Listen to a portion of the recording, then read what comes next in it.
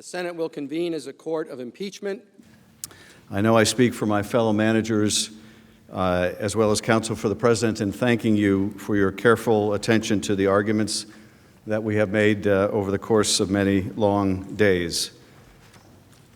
Today we were greeted to yet another development in the case when the New York Times reported with a headline that says, "Trump told Bolton to help his Ukraine pressure campaign," book says.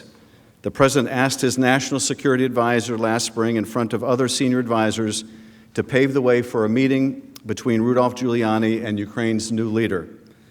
According to the New York Times, more than 2 months before he asked Ukraine's president to investigate his political opponents, President Trump directed John R. Bolton, then his national security advisor, to help with his pressure campaign to extract damaging information on Democrats from Ukrainian officials, according to an unpublished manuscript by Mr. Bolton.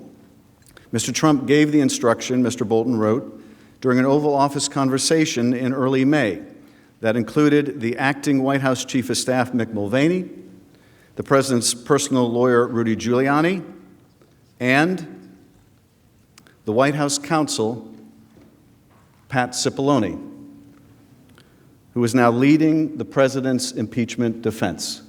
And you will recall Mr. Cipollone suggesting that the House managers were concealing facts from this body. He said all the facts should come out. Well, there's a new fact which indicates that Mr. Cipollone was among those who were in the loop. Yet another reason why we ought to hear from witnesses.